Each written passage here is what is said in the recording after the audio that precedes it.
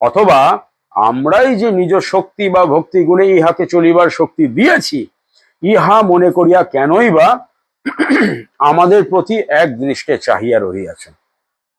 তারা ওই খঞ্জকে দেখছে, সে যে অলৌকিকভাবে সুস্থ হয়ে গেছে সেটা দেখছে, আর পিতর আর যোহনকে দেখছে। পিতর বলছে আমরা নই, যিশু। এত অবাক হওয়ার কিছু নেই, এত বিস্ময়পন্ন হওয়ার কিছু নেই। এই যা কিছু দেখছো তোমাদের কাছে প্রকাশিত হয়েছে, এই সমস্ত রহস্য, মিস্ট্রি, নিগূঢ় তত্ত্ব একমাত্র খ্রিস্টেতে। এবারে নিজেদের জীবনকে নিয়ে ভাবুন। আপনাদের জীবনে কি এমন কোনো বিষয় আছে যেটা নিয়ে আপনি ভেবে কুল পান না, যার কোনো হদিশ পান না, যার কোনো উত্তর পান না, শুধু ভাবতেই থাকেন কিন্তু রহস্য উদ্ঘাটন করতে পারেন না, ভাবতেই থাকেন, যে কোনো বিষয় হতে পারে। নিজের জীবনকে নিয়ে ভাবুন। আপনার জীবনে যদি এমন কোনো রহস্যময়, যেটা নিয়ে আপনি খুব চিন্তিত, আপনি খুব অবাক, আপনি খুব অভিভূত, আপনি খুব বিস্ময়ে রয়েছেন, কিন্তু কুল কিনারা পাচ্ছেন না, তার উত্তর একমাত্র যিশুতে আপনি পাবেন। যিশুর লেন্স দিয়ে নিজের জীবনকে দেখুন, যিশুর আতস কাঁচ দিয়ে নিজের জীবনকে দেখুন, আপনি উত্তর পাবেন। কিন্তু যিশুকে বাদ দিয়ে যদি আপনার জীবনের আপনি উত্তর খোঁজেন, আপনি উত্তর পাবেন না। আপনার মনে হতে পারে, কেন কোনো কাজে আমি কৃতকার্য হতে পারি না, কেন কোনো কাজে আমি সফল হতে পারি না, কেন আমার অমুকের সাথে কখনো বনিবনা হয় না, কেন ওইখানে গেলে আমার ভালো লাগে না, কেন ওদের সাথে আমি মিশতে পারি না। যে আমি কতগুলো উদাহরণ দিলাম, এরকম যে কোনো বিষয় নিয়ে নিজেকে ভাবুন। কাজের জায়গায় হতে পারে, পরিবারে হতে পারে, মাঠে ঘাটে, পথে ঘাটে, সর্বত্র যে কোনো সময় আপনার জীবনের কোনো বিষয় নিয়ে আপনি খুবই সন্দিগ্ধ, আপনি খুবই চিন্তিত, খুব উদ্বিগ্ন, যেটা নিয়ে আপনার অনেক প্রশ্নের মুখে আপনি দাঁড়িয়ে রয়েছেন, তার উত্তর একমাত্র যিশুর মধ্য দিয়ে আপনি পেতে পারেন। আমেন।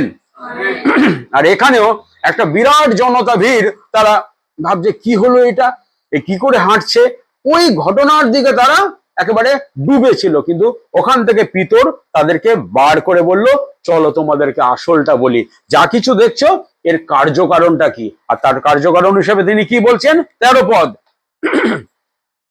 যে আমাদের ভক্তি গুণে নয়, আমাদের ক্ষমতায় নয়, আমাদের শক্তি দিয়ে নয়, কিন্তু যিশুর শক্তিতে। অব্রাহামের, ইসাহাকের ও জাকবের ঈশ্বর, আমাদের পিতৃপুরুষদের ঈশ্বর আপনার দাস সেই যিশুকে গৌরবান্বিত করিয়াছেন, যাহাকে তোমরা শত্রু হস্তে সমর্পণ করিয়াছিলে, এবং পিলাত যখন তাহাকে ছাড়িয়া দিতে স্থির করিয়াছিলেন, তখন তাহার সাক্ষাতে তোমরা অস্বীকার করিয়াছিলে। এখানে যিশুকে পিতর কি বলে অভিহিত করেছে? হ্যাঁ, যিশুকে কি বলে অভিহিত করেছে? ভালো করে বলুন না, চিন্তা করে আপনারা। পিতৃপুরুষ আপনার দাস, যিশুকে দাস বলে। কিন্তু বাইবেলে আমরা যিশুর তো অনেক উপাধি পাই, অনেক টাইটেল পাই। তাকে বলেননি যে আপনার পুত্র, বলেছেন? তাকে বলেননি শান্তিরাজ, তাকে বলেননি বিক্রমশালী ঈশ্বর, তাকে বলেননি সনাতন পিতা, তাকে বলেননি পরিত্রাতা, তাকে বলেননি মসীহ। এরকম অনেক পদবী, টাইটেল, নাম যিশুর জন্য ব্যবহার করা যায় তো, মনুষ্যপুত্র। কিন্তু পিতর তাকে কি বলছে? দাস, সার্ভেন্ট। কেন? প্রশ্ন জাগে না? কারণ কাদের সাথে কথা বলছে পিতর এখানে? যারা এই যে জনতা, যে ভিড় ধর্মধামে, এরা জাতিতে কারা? ইসরায়েলীয়। আর ইসরায়েলীয়রা তাদের পুরাতন নিয়মে খ্রিস্টের বিষয়ে, মসিহের বিষয়ে যা কিছু ভবিষ্যৎবাণী আছে, মসিহ কেমন হবেন, মসিহের চরিত্র কেমন হবে, তিনি কি করবেন, এই বিষয়ে শাস্ত্র অনুসারে তাদের নলেজ আছে, তাদের জ্ঞান আছে। এবং যিশাইও যখন আপনারা পুস্তকটা পড়বেন, যিশাইয়ের প্রথম অংশে ঈশ্বর ইসরায়েল জাতিকে নানান বিষয়ে সচেতন করার জন্য, ওয়ার্নিং দেওয়ার জন্য, আগামী দিনে তাদের জীবনে যে সমস্ত নির্বাসন শাস্তি আসছে সেই বিষয়ে তিনি সচেতন করেন। কিন্তু যিশাইয়ের দ্বিতীয় অর্ধে যখন আপনারা যাবেন, বিশেষ করে 53 অধ্যায় যিশুকে কি বলে অভিহিত করা হয়েছে? বাইবেল না দেখে বলুন তো কেউ একজন। সদা প্রভুর দাস। বিশেষ করে যিশাইয় 53 অধ্যায় পড়বেন, সদা প্রভুর দাস বলে তাকে অভিহিত করা হয়েছে। এবং সদা প্রভুর দাস মসীহ খ্রিস্ট, তিনি যখন আসবেন তিনি দাসের রূপ ধারণ করে আমাদের জন্য, পাপী মানুষের জন্য যে পরিচর্যা, যে জীবন দিয়ে তিনি যে পরিচর্যা দেবেন, যে আত্মত্যাগ করবেন, যে সেবা দেবেন, যে পরিত্রাণের কার্য সাধন করবেন, সেটা সেবকের মতন করবেন, দাসের মতন করবেন, চাকরের মতন, সার্ভেন্টের মতন করবেন। তাই মসীহের সাথে সার্ভেন্ট বা দাস বা পরিচর্যার যে বিষয়টা রিলেটেড, যুক্ত। অর্থাৎ ইসরায়েলীয়রা মসীহের সম্বন্ধে যেটা বুঝলেন, যে মসীহ যিনি আসবেন আমাদের মুক্তি দিতে, আমাদের পরিত্রাণ করতে, তিনি এসে সিংহাসনে বসবেন না, তিনি এসে প্রশংসা নেবেন না, তিনি এসে সেবা নেবেন না, কিন্তু তিনি এসে আমাদের যেরকম চাকর দাস একজন প্রভু মালিককে সেবা করে, মসীহ এসে তার জীবন দিয়ে, তার রক্ত দিয়ে আমাদেরকে সেবা করবে, দাসের রূপ ধারণ করবেন, আকারে প্রকারে মনুষ্যবৎ হবেন, ফিলিপিও 2 অধ্যায় বলেছে। আর এই ইসরায়েলীয়রা সেই মসীহকে আইডেন্টিফাই করতে পারেনি। যিশু যখন এসে তার 3.5 বছরের পরিচর্যাকালে সেই কাজটাই করেছেন, মসীহের সেই দপ্তর, সেই অফিসটাকে তারা চিহ্নিত করতে পারেননি। এখন সরকারি কোনো, যারা রাস্তাঘাটে কলকাতায় ঝাড়ু মারে, পৌরসভার হয়ে কাজ করে, এত বড় বড় লম্বা ঝাঁটা, সে যদি ঝাঁটা ফেলে দিয়ে আর একটা চেয়ার টেবিল নিয়ে বসে থাকে রাস্তার উপরে, আর মাস গেলে গিয়ে মাইনে নিয়ে যায়, তাহলে তাকে কি বলা যেতে পারে যে একজন সুইপার, পৌরসভার হয়ে কাজ করে? বলা যেতে পারে? পারে না তো। তো যিশুও যদি মসীহের বিষয়ে পুরাতন নিয়মে যেটা বলা ছিল সেটা যদি তিনি না করতেন, তাহলে দাস হিসাবে তার যে অফিস, তার যে দায়িত্ব, সেটাকে পূরণ করতেন না। আর এই ব্যাপারটাকে ইসরায়েলীয়রা মিস করে গেছিল। তারা যিশুকে ক্রুশে দিয়েছে, তারা চিনতেই পারেনি যে ইনি কে। এখন তাদেরকে স্মরণ করিয়ে দিচ্ছেন যে তোমাদের পিতৃপুরুষদের ঈশ্বর, আব্রাহামের ঈশ্বর, ইসাহাকের ঈশ্বর, জাকবের ঈশ্বর আপনার দাস যিশুকে গৌরবান্বিত করিয়াছেন। অর্থাৎ যে যিশুকে তোমরা ক্রুশে দিয়েছো, যাকে তোমরা মেরেছো, যাকে তোমরা নিন্দা করেছো, যাকে তোমরা অপমান করেছো, তিনি আর কেউ নন, স্বয়ং মসীহ, যাকে দেখার জন্য তোমরা অপেক্ষা করছিলে, যাকে এক ঝলক দেখার জন্য তোমাদের প্রাণবায়ু তোমাদের শরীরে রয়েছে, যার প্রতীক্ষায় তোমাদের পূর্ব পিতা অব্রাহাম ছিলেন, যার প্রতীক্ষায় ইসাহাক ছিলেন, যার প্রতীক্ষায় জাকব ছিলেন। পুরাতন নিয়মের প্রত্যেক বিশ্বাসের বীর যিশুকে দেখার অপেক্ষায় অধীর আগ্রহে ছিলেন। সেই যিশু যখন তোমাদের মধ্যে উপস্থিত হলেন, তোমরা তাকে চিনতেই পারলে না। দুটো বিপরীত দিককে দেখাচ্ছেন। একদিকে মসীহ, যাকে ঈশ্বর গৌরবান্বিত করেছেন, আরেকদিকে যাকে ঈশ্বর তোমাদের পরিত্রাণের জন্য পাঠিয়েছিল, তোমাদের রক্ষার জন্য পাঠিয়েছিল, তোমরা তার সাথে কি করেছো দেখো। তাকে তোমাদের কিভাবে গ্রহণ করার কথা ছিল, আর তোমরা তার সাথে কি করেছো। দুটো দিক। এখন প্রশ্ন হচ্ছে, আমাদের নিজেদের জীবনের দিকে এবার দেখতে হবে। এই যে বাইবেল, একটু আগে আমরা গীত সংহিতা 12 অধ্যায় পাঠ করলাম, 6 পদে পড়লাম, ঈশ্বরের বাক্য নির্মল, ঈশ্বরের বাক্য খাঁটি, ঈশ্বরের বাক্য পবিত্র, সোনার থেকেও দামি। এখন আপনার যদি ঈশ্বরের পরিকল্পনা, ঈশ্বর আপনাকে পরিত্রাণের জন্য কি করেছেন এবং আপনাকে, আপনার কাছে কি দাবি করেন, কোন বাধ্যতা আশা করেন, এই বিষয়ে যদি আপনাকে জানতে হয়, আপনাকে কি পড়তে হবে? বাক্য পড়তে হবে। বাক্য পড়া এই জন্য নয় যে আমি অনেক জ্ঞানী হব। বাক্য, বাইবেল পড়া এই জন্য নয় যে আমাকে সবাই বলবে কত বড় বাইবেলের পণ্ডিত, সবাই আমাকে প্রশ্ন, না, সেই জন্য নয়। বাইবেল আমাদের এই জন্য পড়তে হবে যেন আরো আমরা ঈশ্বরকে এবং নিজেদেরকে আবিষ্কার করতে পারি। আমাদের ছেলেমেয়েরা যদি বই খাতা নিয়ে এত পরিশ্রম করতে পারে, তো বাইবেল নিয়ে তারা কেন পরিশ্রম করতে পারবেন না? ইসরায়েলীয়রা এটা পরিশ্রম করেনি, তারা পরে বুঝেছে। শুধু তাদের ব্যবস্থাবেত্তারা, তাদের শাস্ত্রজ্ঞ, তাদের অধ্যাপকরা এই বিষয়গুলো নিয়ে অনেক পড়াশোনা করতো, কিন্তু সাধারণ যারা ইহুদি তারা যদি মসিহের বিষয়ে পুরাতন নিয়মের ভাববাণী অনুযায়ী ভালো করে পড়তো, তাহলে ওরা বুঝতে পারতো যে মসিহের অফিসটা কি, তাকে কি করতে হবে।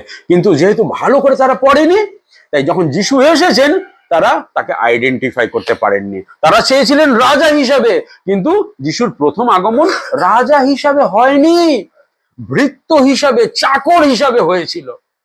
আর তারা কাকে খুঁজছিল? রাজাকে খুঁজছিল। তাই যিশুকে চিনতে পারেননি। তাই আমি বারবার বলি, নিজেরা বাইবেল পড়ুন, পরিশ্রম করুন, আর ছেলে মেয়েকেও বাইবেল পড়ান। আপনার ছেলে মেয়ে যখন বাইবেল পড়বে তখন ঈশ্বরকে জানবে এবং নিজেকেও জানতে পারবে। তার জন্য পরিশ্রম করতে হবে, খাটতে হবে, ঘাম ঝরাতে হবে।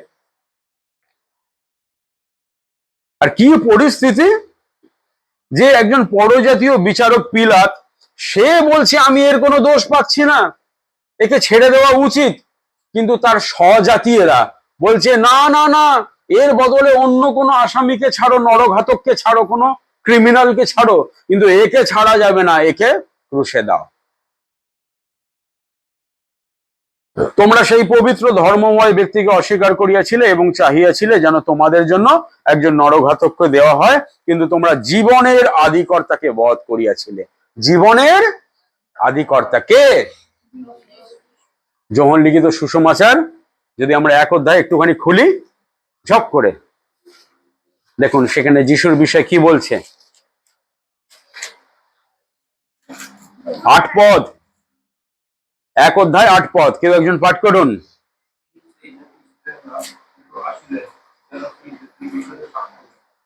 তারপরে 9 পদ,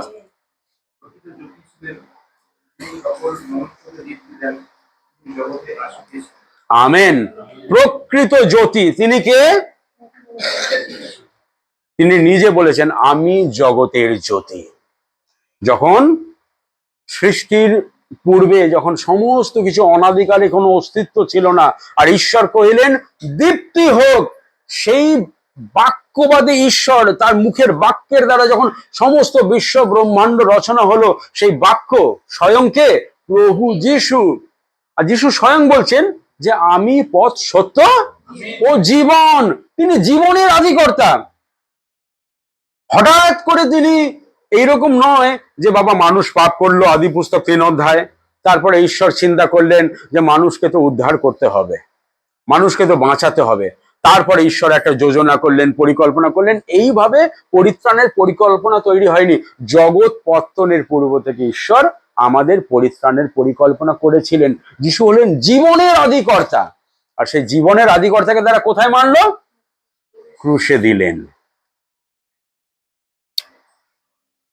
কিন্তু তাহাকে ঈশ্বর মৃতগণের মধ্যে হইতে উঠাইয়াছেন, আমরা ইহার সাক্ষী, আর তাহার নামে বিশ্বাস হেতু এই যে ব্যক্তিকে তোমরা দেখিতেছ জানো, তাহারই নাম ইহাকে বলবান করিয়াছে। তাহারই দত্ত বিশ্বাস তোমাদের সকলের সাক্ষাতে ইহাকে সম্পূর্ণ সুস্থতা দিয়েছে। তাহলে যে যিশুকে তোমরা ক্রুশে দিয়েছিলে, যাকে তোমরা অপমান করেছিল, যার মুখে তোমরা থুতু দিয়েছিলে, সেই যিশুর নামে, সেই যিশুর শক্তিতে এই খঞ্জ দাঁড়িয়ে রয়েছে। আর তাকে তোমরা দেখে চিনতে পারোনি, তাকে তোমরা সমাদর করোনি, আর তার নামে যে অলৌকিক কার্য সাধন হয়েছে এখন তোমরা হাঁ করে দেখছো, তাই না? জগতের মানুষকে দেখুন, যিশুর নামে কত জায়গায় কত সুস্থতা আসছে, অস্বীকার করার কোনো উপায় নেই। প্রভু আজও অলৌকিক কার্য সাধন করেন, আজও তিনি পরাক্রম সাধক কার্য করেন, আজও মানুষ সুস্থ হচ্ছে, মৃত জীবন পাচ্ছে। সব হয়তো আমাদের কাছে টেস্টিমনি নেই। এমন এমন ঘটনা মিডল ইস্টে ইসলাম ধর্মাবলম্বী ভাই বোনেরা, প্রভু তাদেরকে স্বপ্ন যোগে দর্শন দিচ্ছেন, তাদের জীবন বদলে যাচ্ছে। কিন্তু অলৌকিক কার্য সাধন হবার পরে তারপরে যদি সেই অলৌকিক, সেই চিহ্ন কার্য যদি যিশুর দিকে আপনাকে নির্দেশ না করে, আপনাকে চালিত না করে, তাহলে সেই অলৌকিক কার্য আপনাকে পরিত্রাণ দিতে পারে না। আর এখন হে ভ্রাতৃগণ, আমি জানি 17 পদ, তোমরা অজ্ঞানতা বশত সেই কার্য করিয়াছ, যেমন তোমাদের অধ্যক্ষেরাও করিয়াছিলেন। কিন্তু ঈশ্বর তাহার খ্রিস্টের দুঃখ ভোগের বিষয়ে যে সকল কথা সমস্ত ভাববাদীর মুখ দ্বারা পূর্বে জ্ঞাত করিয়াছিলেন, সে সকল এই রূপে পূর্ণ করিয়াছেন। অজ্ঞানতা, এটা বলে শেষ করব। ইংলিশে বলে, ইংলিশে কি বলে জানি না, কিন্তু এক ধরনের লোক রয়েছে, তাদেরকে বলে অ্যাগনস্টিক। অ্যাগনস্টিক, নস্টিসিজম মানে হচ্ছে জ্ঞান চর্চা করা গ্রিক ভাষায়, আর অ্যাগনস্টিক মানে যারা বলে আমি তো জানতাম না, এটাকে বলে অজ্ঞতা। আর অনেকে মনে করেন, শুনলে অবাক হবেন, যেটা প্রথমেই বললাম, যে আমি তো জানতাম না, তাহলে প্রভু আমি না জেনে ভুল করেছি, তাহলে তো আমার তো ন্যায় বিচার পাও না। আমি তো যদি জানতাম তাহলে তো আমি তোমাকে বিশ্বাস করতাম, আমি যদি জানতাম আমি তোমাকে গ্রহণ করতাম, আমি যদি জানতাম তাহলে আমি তোমার এমন শিষ্য, এমন ভক্তে পরিণত হতাম, তাহলে আমার তুল্য ভক্ত আর পৃথিবীতে যেরকম ইয়োবের মতন, অব্রাহামের মতন কাউকে পাওয়া যায়নি, তুমি আমার মতন কাউকে পেতে না। যারা অজ্ঞান তারা এরকম কথা বলে। কিন্তু আমি আপনাদেরকে একটা জল জ্যান্ত প্রমাণ দিচ্ছি। কারা কারা আজকে সকালবেলা ঘুম থেকে উঠেছেন, হাত তুলে দেখান দেখি। উঠেছিস বাবু ঘুম থেকে? চিমটি কাটতো সৌমাল্য, ওকে কাট চিমটি। একবার নিজেদেরকে চিমটি কেটে দেখুন তো আপনারা যে যে বেঁচে আছেন না মরে গেছেন। বেঁচে আছি না, বিশ্বাস করুন, আমি দাবি নিয়ে বাইবেল অনুসারে বলছি, একমাত্র ঈশ্বরের দয়ায় অনুগ্রহে এখানে আমরা বসে রয়েছি, বেঁচে রয়েছি।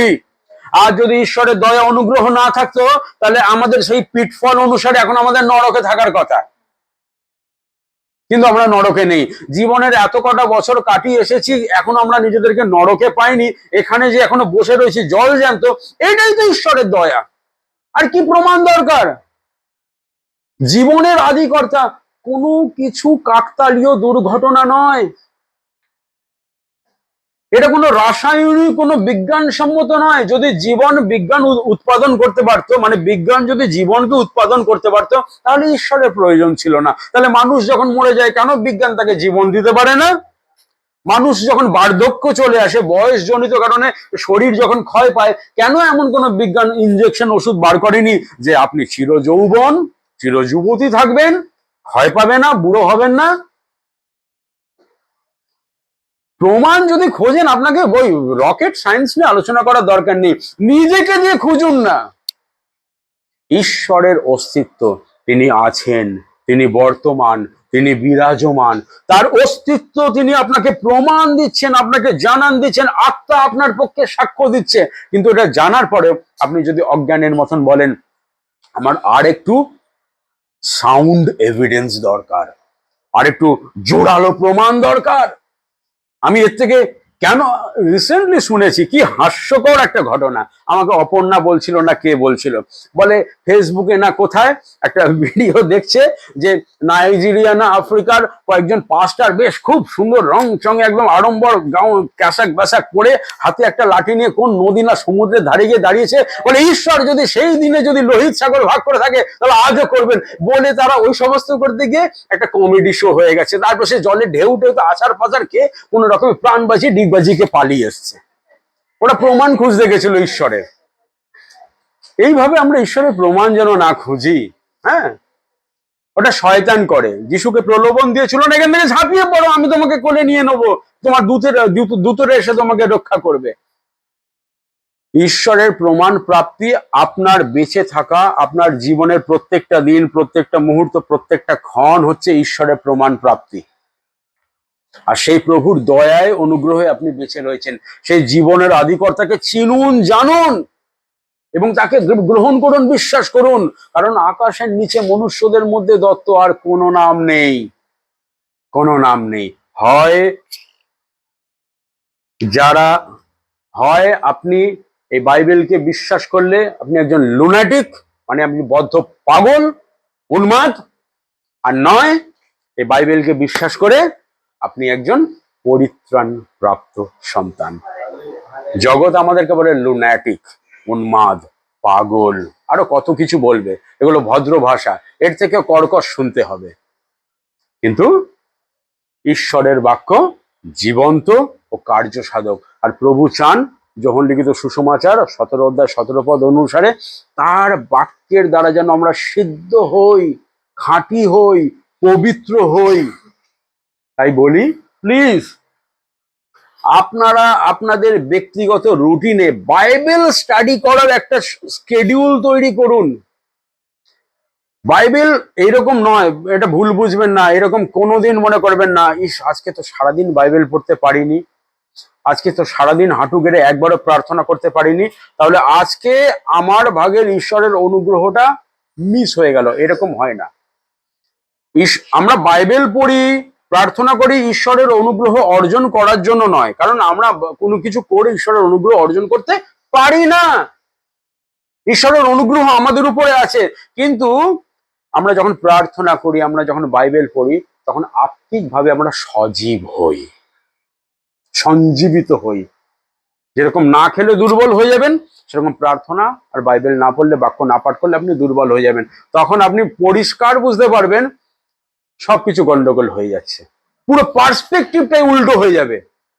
এই গত 2 দিন ধরে এই সন্ধেবেলায় আমাদের বাড়িতে বাচ্চা কাচ্চার ব্যস্ততা, নানান রকম 10খানা প্রাণী, আমরা এত কিছু নিয়ে বসবাস করি। অনেকদিন সন্ধেবেলায় এমন বিশৃঙ্খল ভাবে যায় যে বাচ্চাগুলোকে একটা লাইনে, একটা সেটিং এ আনতে পারি না।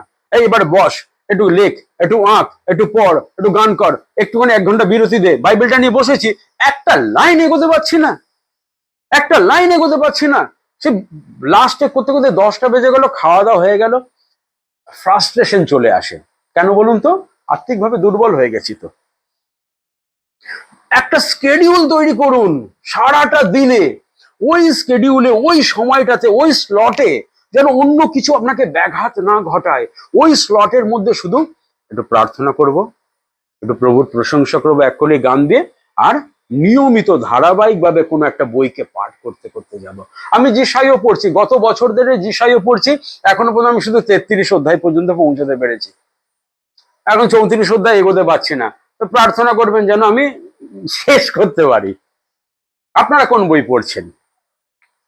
ছন্ন ছাড়া পাবে পড়বেন না, এইরকম নয় আজ প্রভু তুমি চিচিং ফাঁকের মতন তোমার বাক্য আমাকে দাও, ও এইটাই আছে নিরূপিত, না ওরকম নয়। ধারাবাহিকভাবে একটা বইকে নির্বাচন করুন, সেই বইটা অধ্যায় ধরে ধরে, পদ ধরে ধরে, ধারাবাহিক প্রোগ্রেসিভ ভাবে পড়তে পড়তে পড়তে যান। Systematic Bible study. ওই রকম নয় ধুম করে খুললাম, আজকে এটা পড়ে নিলাম, ধুম করে খুললাম না, ওই রকম ভাবে পড়বেন না। ওইভাবে বাইবেল পড়ে না কেউ, মনে থাকে যেন। তো আপনাদের জন্য আমার প্রার্থনা, অনুরোধ এটাই, যেন আমাদের মণ্ডলীর প্রত্যেক ভাই বোন, বুধবারে আমাদের হয় অনলাইন, ঠিক আছে, কিন্তু আপনার ব্যক্তিগত জীবনে একটা স্লট, একটা স্কেডিউল থাক। মোবাইলে ইউ ভার্সন অ্যাপ্লিকেশনটাকে ডাউনলোড করে নেবেন, যদি পথে ঘাটেও রয়েছেন, বাসে ভ্রমণ করছেন, যেন পড়ে নিতে পারেন।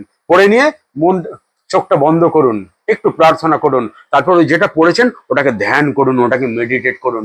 দেখুন, আমি সেদিন শুভমকেও বলেছি যে যখন আমরা ওইভাবে বাইবেল পড়ি, তখন আপনি পরিষ্কার বুঝতে পারবেন কে যেন ভেতর থেকে আপনাকে বুঝতে, শিখতে, জানতে সাহায্য করছে, ইলিউমিনেট করছে। কি একটা শক্তি আপনার মধ্যে কার্য করছে। তিনি হলেন পবিত্র আত্মনিশ্বাস। আর এই অভিজ্ঞতার থেকে আপনি নিজেকে বঞ্চিত রাখতে চান, তাহলে আপনি তো দুর্ভাগা, আপনি তো অভাগা। একমাত্র ঈশ্বরের বাক্য পবিত্র আত্মার কার্য সাধক কার্য করে আপনার জীবনে। বাক্যকে বাদ দিয়ে আপনি পবিত্র আত্মার কার্য খুঁজে পাবেন না। আমেন। আসুন আমরা চোখ বন্ধ করি, মাথা নত করি। স্বর্গের জীবন্ত ঈশ্বর, তোমাকে পবিত্র নামে ধন্যবাদ জানাই, গৌরব করি, প্রশংসা করি। আজ তোমার বাক্য অনুসারে তুমি আমাদের শিক্ষা দিলে, চেতনা দিলে প্রভুকে, আমরা সঞ্জীবিত হলাম, আমরা প্রভুকে অনুপ্রাণিত হলাম, প্রভুকে বল ও শক্তি পেলাম, প্রভুকে সে জীবনের আদিকর্তা প্রভু যীশু খ্রিস্টকে চিনেছি, জেনেছি, বিশ্বাস করেছি, গ্রহণ করেছি। আমাদের মধ্যে যদি কোনো ক্লান্তি, কোনো প্রভুকে কোনো অলসতা, কোনো অজ্ঞতা, প্রভুকে এমন কোনো মনোভাব মানসিকতা আছে, যিশুর নামে তুমি আজ সেই সমস্ত বাঁধন থেকে আমাদেরকে মুক্ত করো, যেন তোমার বাক্যকে নিয়ে আমরা পরিশ্রম করতে পারি। প্রভুকে তুমি দয়া করো এবং তোমার বাক্যের সত্য অনুসারে আমরা যেন আরো গভীরভাবে তোমাকে জানতে পারি, চিনতে পারি এবং নিজেদেরকে প্রভুকে তোমার পথে চালিত করতে পারি। আমাদের জীবন যেন বাধ্যতার জীবন হতে পারে। যিশুর নামে এই ভিক্ষা ও প্রার্থনা চাই। Amen, amen.